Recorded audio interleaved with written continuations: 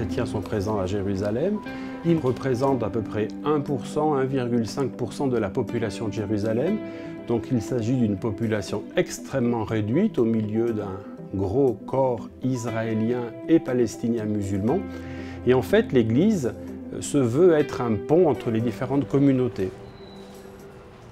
Le rôle de ce musée, dans le dialogue interreligieux, ça va être justement cette ouverture et cette accessibilité à toutes les communautés, que ce soit religieuses, que ce soit ethniques, que ce soit des pèlerins, des pas pèlerins, des croyants, des pas croyants. Ce musée, il s'adresse à tout le monde.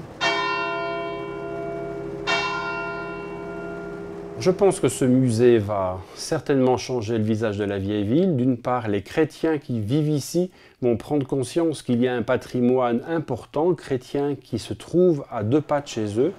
Et surtout, à mon avis, ce lieu va devenir de façon claire un lieu de dialogue entre les différentes communautés. Le musée va être organisé en 23 salles d'exposition différentes. On va avoir une première section qui va être sur Jérusalem et la naissance du christianisme. Une deuxième section qui va être vraiment sur la place de la custodie ici à Jérusalem et en Terre Sainte, le rôle qu'ils ont pu tenir.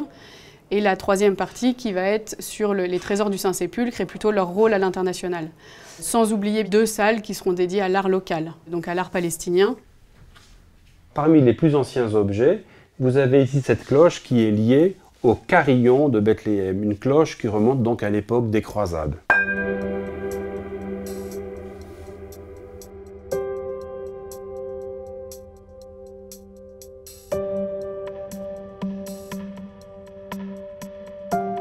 Les dons du monde entier vont converger vers Jérusalem, des dons d'exception qui parfois n'existent plus dans les pays d'origine.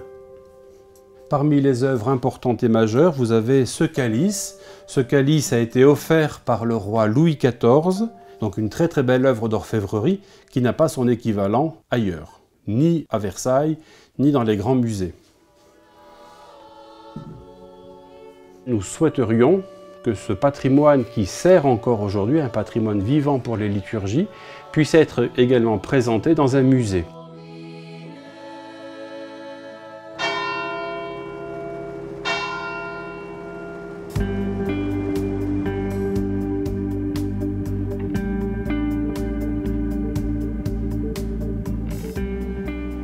One of the challenges that we are facing is, of course, how to change the spaces and the structure that we have to adapt them to the need of a modern museum. When you touch a vault of hundreds of years without really the experience, you can destroy the place. We work really hardly to pass it in the right way and to be holding for the next hundreds of years.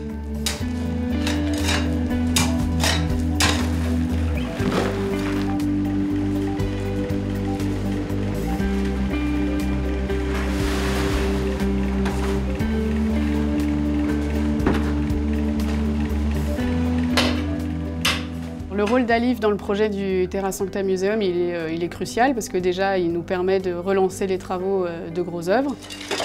Alif will support also many works in the external part of the building where we have problems related to collecting water, rainwater. So they will take care about even what is the skin of the museum and whatever is needed to avoid any damage on the collection that will be inside. It's not just that they are helping us with money, but also it's a very important contribution from the scientific point of view.